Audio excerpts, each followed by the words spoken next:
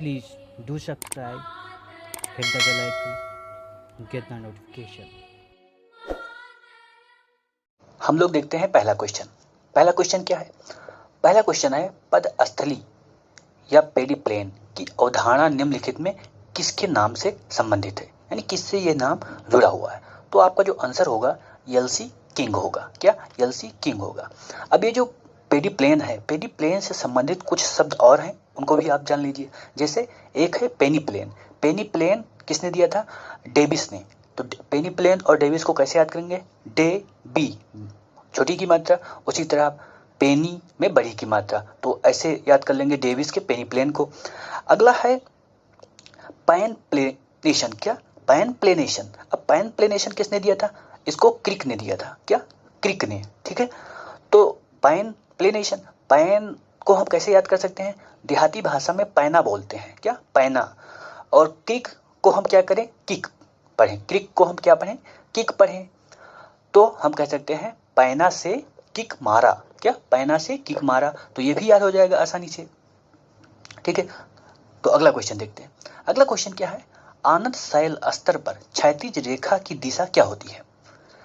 तो आनत शैल स्तर पर क्षैतिज रेखा की दिशा क्या होगी? नतिलंब होगा। क्या? नतिलंब होगा। अगला, ढलान, प्रोफाइल, उत्थापन क्रिया की परिस्थितियों के अनुसार उत्तल, समतल अथवा नतोदर होती है, यह किसने कहा? क्या? ढाल प्रोफाइल उत्थापन क्रिया की परिस्थितियों के अनुसार उत्तल, समतल अथवा नतोदर होती है, यह कथन किसका है? तो ये कथन किसका है? ये कथन डेविस का है। क्या? ये कथन डेविस का है। चलिए अगला क्वेश्चन देखते हैं। यह धारणा की वर्तमान प्रक्रियाएं समस्त भूवैज्ञानिक काल के दौरान क्रियाशील रही हैं, किस सिद्धांत का संकेत करती है? तो ये किसका संकेत करती है? एक रूपतावाद का। ठीक है, चलिए अगला क्वेश्चन देखते हैं। अब विद्वान हैं और विद्वानों ने जो सिद्धांत दिया है उनका क्या करना है? उनको आपको मिलाना है, सुमेलित करना है। चलिए मिलाते हैं। पहला आप हाल और डाना को देखिए। तो हाल और डाना ने क्या दिया है? हाल और डाना ने भू अभिनति का सिद्धांत दिया है। चलो इनको मिला देते हैं। हट्टन ने क्या? हट्टन को हम एक रूपतावाद से मिला देते हैं। और हैरी हेस ने समुद्र स्थल अधस्थल प्रसार, और जेफरी ने उष्मा संकुचन सिद्धांत। तो ऐसे आप मिला सकते हैं। चलिए अगला क्वेश्चन देखते हैं। अगला क्वेश्चन क्या है? हम लोग इंग्लिश का क्वेश्चन नहीं देख रहे हैं, लेकिन आप जरूर पढ़िएगा, क्योंकि एग्जाम में इंग्लिश का क्वेश्चन पढ़ने से आपका क्वेश्चन पर जो श्योरिटी होती है वो अधिक हो जाता है। ठीक है, अगला क्वेश्चन देखते हैं। कथन कारण है ज्वालामुखीय गतिविधियां और पट्टिका के किनारों के बीच घनिष्ठ संबंध है। ठीक है, बिल्कुल। विश्व के ज्वालामुखी अभिसारी पट्टिका उपांत से संबंधित है। यह भी बिल्कुल सही है। तो आपका पहला आंसर हो जाएगा। ठीक है, अगला क्वेश्चन है कि स्थलाकृति है और स्थलाकृत किसके द्वारा बना है, किस प्रक्रम के द्वारा बना है, ये आपको बताना है। चलिए पहला पकड़ते हैं, हिमनदीय। हिमनदीय आप देखेंगे तो इसमें अरेट आपको मिलाएंगे। क्या? अरेट। चलिए अगला पकड़ते हैं, समुद्र। समुद्र में आप देखेंगे तो टोम्बोलो जो है वो समुद्रीय से जोड़ सकते हैं। क्या? समुद्र से जोड़ सकते हैं। अगला हम नदिये देखें। क्या? नदिये, तो नदिये को हम जलोढ़ से जोड़ सकते हैं। और वातोड़, यानी कि वातोड़ मतलब वायु को हम यार्डंग से जोड़ सकते हैं। ठीक है, ऐसे आप सम्मिलित करिए। चलिए अगला क्वेश्चन देखते हैं। अब कुछ पुस्तक है और लेखक हैं, उनको आपको सुमेलित करना है। चलिए, अगर आप एक भी आंसर इसमें जानते हैं तो आसानी से कर सकते हैं। जैसे पहला आप देखिए। क्या? पहला क्या? स्टीयर्स। अब स्टीयर्स की बहुत प्रसिद्ध पुस्तक है, इसका नाम है अनस्टेबल अर्थ। तो इसको क्या मिला दीजिए? 3 से। अब ये 3 हो गया, तो ये 3 आपका तुरंत चौथा हो जाएगा। क्या? तुरंत चौथा हो जाएगा, लेकिन हम लोगों को सभी को मिलाना है। चलिए सभी को मिलाते हैं। अब हम बुल्ड्रिज पर देखते हैं। डब्ल्यू बुल्ड्रिज ने क्या लिखा है? इसने लिखा है spirit and purpose of geography. अब पेंक को देखते हैं। पेंक ने क्या लिखा है? पेंक की पुस्तक है मार्फोलॉजी एनालिसिस। और थॉर्नबरी की पुस्तक है प्रिंसिपल ऑफ जियोमॉर्फोलॉजी। चलिए अगला क्वेश्चन देखते हैं। अगला क्वेश्चन क्या कहता है? मौसमी परिघटना के दौरान विशिष्ट सीमांत भाग का सही औसत ढाल कौन सा है? क्या सही औसत ढाल आपसे पूछा जा रहा है, तो सही औसत ढाल कितना है? 1:100। ठीक है, अगला क्वेश्चन देखते हैं। कुछ कॉन्फ्रेंस है और उनको आपको क्या बताना है कि कब कब ये कॉन्फ्रेंस हुई हैं। चलिए, यूनाइटेड स्टेट में वैश्विक जलवायु बदलाव प्रभाव ये कब हुआ? ये हुआ है कब? ये हुआ है 2009 में। क्या 2009 में? ठीक है, अगला स्टॉक कॉन्फ्रेंस। अब स्टॉकहोम कॉन्फ्रेंस जो है 1972 में होता है। क्या 1972 में? अब 2 ही क्वेश्चन से आप कर सकते हैं, लेकिन आप मिला लीजिए सब। आईपीसीसी की चौथी रिपोर्ट, क्या चौथी रिपोर्ट, ये आई है 2007 में। अब 5वीं रिपोर्ट कब आई है, आप जल्दी से इसको ढूंढिएगा। और रियो सम्मेलन हुआ है क्या 1992 में। तो ऐसे आप मिला सकते हैं। चलिए अगला क्वेश्चन देखते हैं। निम्नलिखित वायुमंडलीय परतों में से किस में तापमान स्थिर रहता है? क्या किस में तापमान स्थिर रहता है, ये आपको बताना है। तो आप देखिए क्षोभ सीमा, क्या क्षोभ सीमा क्या बोलते हैं इसको? ट्रोपोपास। अगला क्वेश्चन कथन और कारण से संबंधित है, देखते हैं इसको। निम्नलिखित कथन है, 1000 मीटर की ऊंचाई से ऊपर अधिकांश पौने भू विक्षेपी तथा करीब करीब भू विक्षेपी पथ पर चलती हैं। ठीक है, अगला वायुमंडल का घर्षण, क्या वायुमंडल की घर्षण परत जमीन से ऊपर लगभग 1000 मीटर तक ही होता है। ठीक है, तो ये दोनों सही है, आपका पहला आंसर होगा। चलिए अगला क्वेश्चन देखते हैं। अगला क्वेश्चन क्या कहता है? निम्नलिखित में से किस अधिकतम उष्ण महीने के औसत ताप को दर्शाने वाली समताप रेखा को सामान्यतः टुंड्रा जलवायु की भूमध्य रेखीय उपांत की मान्यता है? तो ये आपका क्या है? 10 डिग्री सेंटीग्रेड। चलिए अगला क्वेश्चन। व्यापारिक पौने प्रमुखतः पूर्वा हवा होती हैं। क्या व्यापारिक पौने प्रमुखतः पूर्वा पवन होती हैं? अगला पूर्वा हवा, क्या पूर्वा हवा पश्चिम से पूरब की ओर चलती हैं। तो आप पहला जो आंसर देखेंगे, पहला कथन देखेंगे तो सही है, लेकिन ये जो पूर्वा हवा है वो पूरब से पश्चिम चलती है, तो आपका आंसर क्या, ये गलत हो जाएगा। तो यानी कि तीसरा आपका आंसर होगा। चलिए अगला क्वेश्चन देखते हैं। कोपेन ने विश्व जलवायु वर्गीकरण में BWH, क्या BWH के लिए निम्नलिखित में कौन सी जलवायु को उपयुक्त समझा? यानी BWH कौन सी जलवायु है, इसको आपको बताना है। तो क्या है ये? W है तो वार्म कह सकते हैं, और B शुष्क, तो उपोष्ण जो है आपका मरुस्थल जलवायु होगा। क्या उपोष्ण मरुस्थल जलवायु। चलिए अगला। उत्तर ध्रुवीय और दक्षिण ध्रुवीय, क्या उत्तर ध्रुवीय और दक्षिण ध्रुवीय समुद्रों के समुद्री जल के औसत हिमांक के लिए निम्नलिखित में कौन सा तापक्रम सही है? तो यहाँ पर जो आपका ऑप्शन होगा, ऑप्शन सी आपका सही होगा। क्या ऑप्शन सी सही होगा। चलो अगला क्वेश्चन देखते हैं। क्या अगला क्वेश्चन क्या है? आपको सुमेलित करना है। क्या करना है? आपको सुमेलित करना है। ठीक है, अब एक को आप पकड़िए, किसी एक को पकड़िए। जैसे देखिए, क्या इंडो ऑस्ट्रेलिया प्लेट, यानी कि जो भारतीय प्लेट है, ये किधर गति करेगी? उत्तर की तरफ गति कर रही है। क्या उत्तर की तरफ गति कर रही है। ठीक है, अब ये आपका क्या हो गया? उत्तर की तरफ। ठीक है, अब इसमें देखिए तीसरा कौन है? सभी आ रहे हैं। चलिए अब अगला देखते हैं। नजाका प्लेट, क्या नजाका प्लेट। अब नजाका जो प्लेट है ये पूर्व की तरफ गति कर रही है। क्या पूर्व की तरफ गति कर रही है, यानी कि D1 हो गया। और D1 करेंगे वैसे ही आपका आंसर क्या होगा? ये आपका मिल जाएगा। यानी कि दूसरा क्या होगा? दूसरा आपका चौथा होगा और सी आपका दूसरा होगा। ठीक है, चलिए अगला क्वेश्चन देखते हैं। वो कौन सा युग था? क्या वो कौन सा युग था जब विश्व भर में समुद्र तल का स्तर आज से लगभग 130 मीटर कम था? क्या 130 मीटर कम था। तो आपका आंसर क्या होगा? अत्यंत नूतन। चलिए अगला।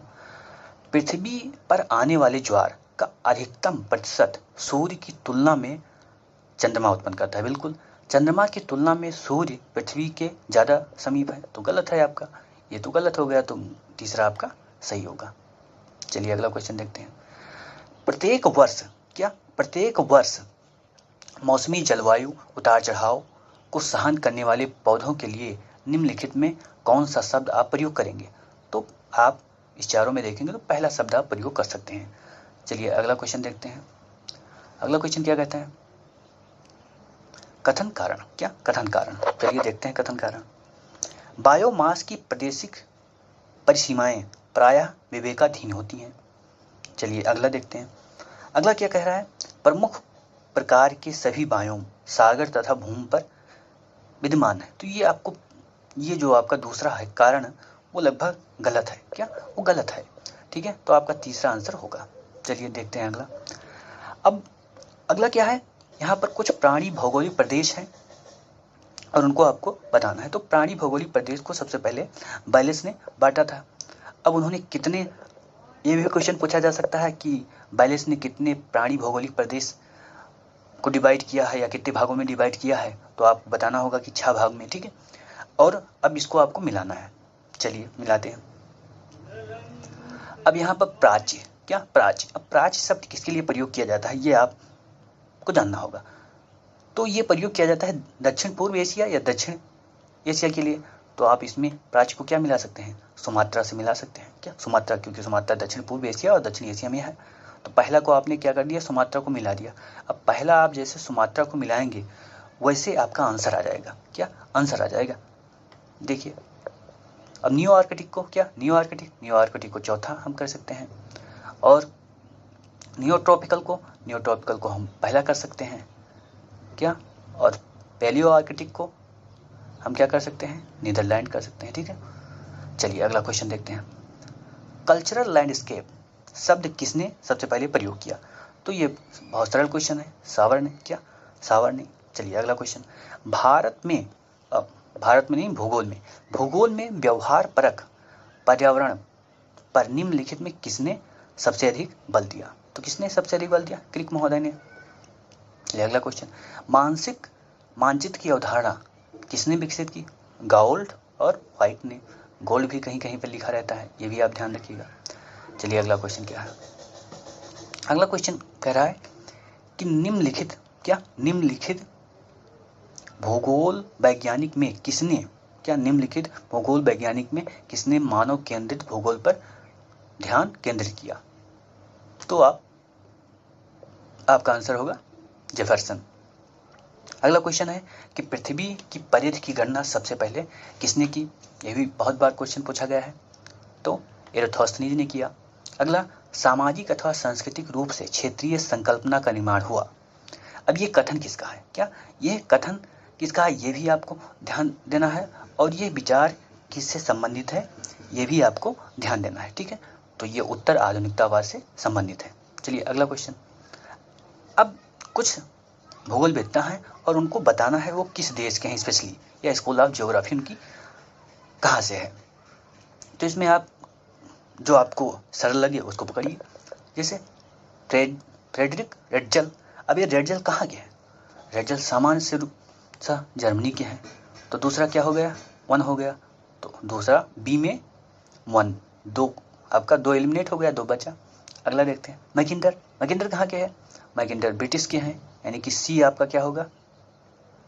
तीसरा, यानी कि अब आपका तीसरा आंसर हो जाएगा। तो जानते हैं तो आपका हो जाएगा। ईसा बोमेन कहाँ की? अमेरिका की। और डिमांजिया फ्रेंच के। चलिए अगला क्वेश्चन देखते हैं। मीटरियोलॉजी का पुस्तक किसकी है?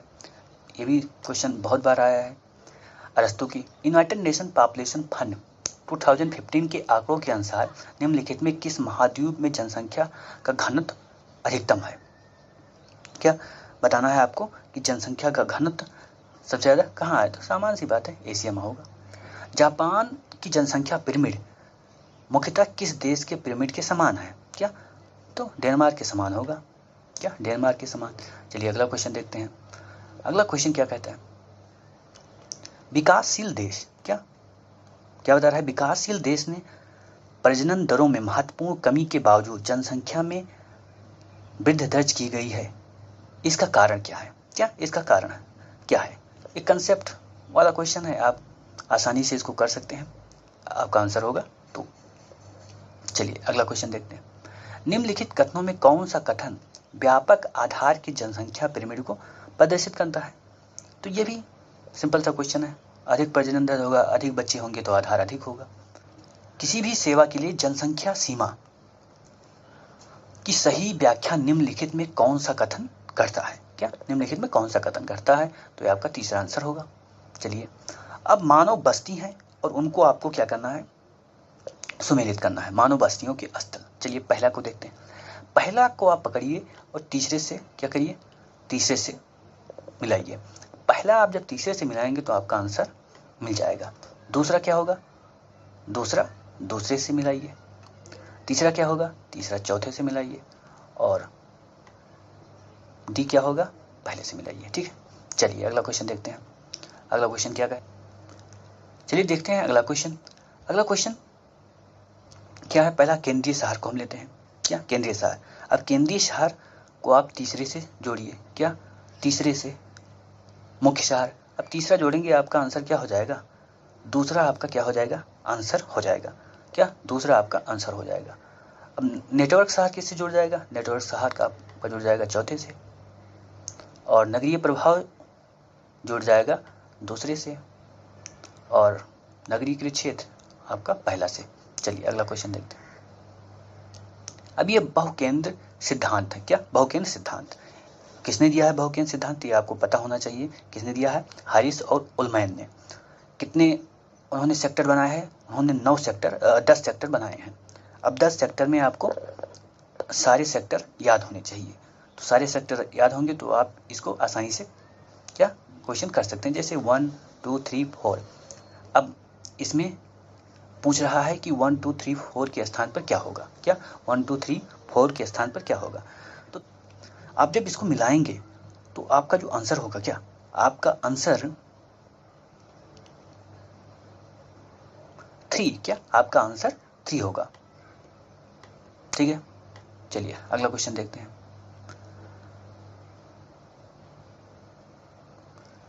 ग्रामीण भारत पर धक्का डालने वाले कारकों में निम्नलिखित, क्या ग्रामीण भारत पर धक्का डालने वाले कारकों में निम्नलिखित में से किस कारक की भूमिका, क्या किस कारक की भूमिका नहीं है? तो आपका जो चौथा ऑप्शन होगा, क्या चौथा ऑप्शन आपका सही होगा। चलिए अगला क्वेश्चन।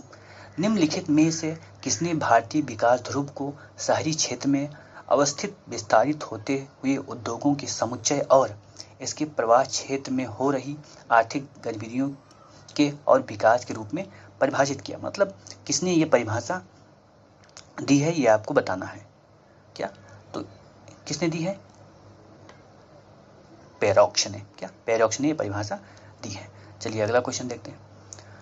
अगला बस्तियों का क्रम है और के मान है। क्या? बस्तियों का क्रम है और के मान है। आपको बताना है कि ऑप्शन इसमें कौन सा सही है। तो आपका ऑप्शन जो चौथा होगा, क्या आपका ऑप्शन चौथा सही है। चलिए अगला क्वेश्चन देखते हैं। कथन कारण। क्या? कथन कारण। कथन कारण आप देखेंगे तो हरित क्रांति की वजह से गरीबी का समाधान होने के बजाय और बढ़ गई है। बिल्कुल, धनी और अधिक जमीन वाले किसानों ने महसूस किया कि हरित क्रांति और कृषि मशीनीकरण ने उन्हें स्वयं खेती करने की क्षमता दे दी है और उन्होंने साझेदारी खेती और मालगुजारी पर दिए जाने वाली खेती को वापस ले लिया। ये भी सही है। तो आपका पहला जो आंसर होगा ये आपका सही होगा। चलिए अगला क्वेश्चन देखते हैं।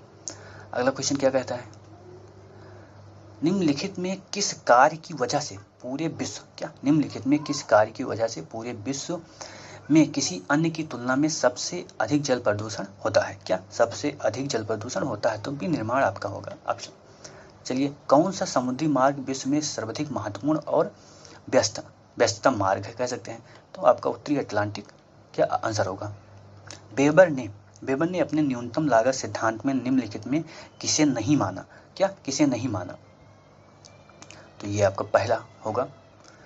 अगला क्वेश्चन, क्या नेटवर्क है और इसमें आपको ब्यास सूचकांक बताना है? क्या नेटवर्क है, आपको ब्यास सूचकांक बताना है? तो ब्यास सूचकांक का अगर आप सूत्र जानते हैं तभी आप बता सकते हैं, नहीं इसे आप नहीं बता सकते। तो इसमें आपका आंसर होगा 4। चलिए अगला क्वेश्चन देखते हैं। अगला क्वेश्चन क्या है? कथन और कारण है। क्या कथन और कारण है? चलिए, दुर्गापुर आसनसोल चितरंजन के बीच अनेक कोयला खदानें होने और अन्य संबंधित कार्यकलाप की वजह से आसनसोल सब डिवीजन विश्व का सबसे बड़ा औद्योगिक परिसरों में से एक है। ठीक है, कलकत्ता महानगरीय जिला के बाहर आसनसोल सब डिवीजन में पर्याप्त मात्रा में कोयला भंडार है और उसका निर्गम भी होता है, यानी निकाला भी जाता है। लोहा और इस्पात का उत्पादन और इंजीनियरिंग उद्योग भी है वहाँ पर। तो दोनों कथन सही है और व्याख्या भी कर रहा है। चलिए अगला क्वेश्चन क्या है? राजनीतिक विद्वान ने निम्नलिखित में किस राजनीतिक विद्वान ने वर्ष 1949 में अपेक्षाकृत एक और अधिक भौगोलिक राजनीतिक भूगोल की अपील की? अब आपको बताना है हॉर्सन है। ठीक है, कौन है? वर्ल्ड पॉलिटिकल जियोग्राफी नामक पुस्तक की रचना इसको पर्सी महोदय ने किया है। इसको पर्सी महोदय ने किया है। चलिए अगला क्वेश्चन देखते हैं। अब कुछ जनजाति हैं और उनका वास स्थान आपको बताना है। चलिए, गारो कहाँ होगा? शिलांग में। गारो शिलांग में। चौथा को पहला पकड़ेंगे आपका 1 और 4 आपका आंसर आने लगेगा। ठीक है, अगला भील कहाँ है? भील आपको राजस्थान गुजरात में मिलेगा, तो अरावली लगा दीजिए। 1 4 लगाएंगे, वैसे आपका आंसर 1 हो जाएगा। ठीक है, चलिए अगला क्वेश्चन देखते हैं। अगला क्वेश्चन क्या कहता है? सांस्कृतिक दृष्टिभूमि की अवधारणा को लोकप्रिय बनाया तो ये भी क्वेश्चन सरल ही है। चलिए अगला, पैतृक समाज और महिलाओं की प्रभावशाली स्थिति के सह अस्तित्व की विरोधाभासी स्थिति निम्नलिखित में किस जनजाति में पाई जाती है? तो ये थारू जनजाति में पाई जाती है। अगला क्वेश्चन देखते हैं। कथन और कारण। संयुक्त परिवार संस्था आर्थिक रूप से कम विकसित क्षेत्र से जुड़ी है, बिल्कुल। शिक्षित और अच्छे पद पर नियुक्त स्वायत्त कालर कर्मचारी एकल परिवार चुनते हैं, ये भी सही है। तो आपका पहला आंसर क्या होगा? सही होगा। चलिए अगला क्वेश्चन देखते हैं। अगला क्वेश्चन क्या कहता है? विकास सूचकांक है। विकास सूचकांक। अब विकास सूचकांक देखेंगे तो आपका क्या होगा? दूसरा आपका इसे जुड़ेगा। सहमति देखेंगे तो आपका पहले से जुड़ेगा। विषयनिष्ठ समाकलन, तो ये किससे जुड़ेगा? चौथा से जुड़ेगा। और मानव विकास सूचकांक, अब ये देखिए तीसरे से जुड़ा। प्रति व्यक्ति आय, जीवन का दीर्घायुपन और सामाजिक सक्षमता। अब मानव विकास सूचकांक आप जानते हैं तो आसानी से इसको कर लेंगे। डी तीसरा आपका दूसरा आंसर हो जाएगा। ठीक है, चलिए अगला क्वेश्चन मनरेगा के बारे में है। मनरेगा का भारत के काफी महत्वाकांक्षी ग्रामीण विकास कार्यक्रम में के रूप में योगदान है, बिल्कुल। न्यूनतम रोजगार गारंटी दिवस मुहैया कराने हेतु आधारभूत अवसंरचना के निर्माण को इस योजना से जोड़ा गया है, ये भी सही है। तो आपका पहला आंसर हो जाएगा। अगला क्वेश्चन क्या कहता है देखते हैं। अगला क्वेश्चन कथन और कारण। शहरी समूहन और महानगर भारत में तेजी से बढ़ रहे हैं। शहरी समूहन और महानगर भारत में तेजी से बढ़ रहे हैं। ठीक है, शहरी जनसंख्या का दबाव कम करने हेतु उपनगर पर्याप्त और महत्वपूर्ण रूप से विकसित नहीं हुए हैं, ये भी सही है। तो आपका पहला आंसर क्या होगा? सही होगा। विकास ध्रुव और विकास केंद्र की अवधारणा के संबंध में क्या सही है, इसको आपको बताना है। तो आपका जो तीसरा आंसर होगा वो सही होगा। चलिए अगला क्वेश्चन, जनसंख्या की दशकीय वृद्धि की प्रतिशतता, यानी प्रतिशत निम्न में सबसे अधिक रही है। तो जनसंख्या की दशकीय वृद्धि अरुणाचल में सबसे अधिक रही है। ठीक है, अगला क्वेश्चन क्या है?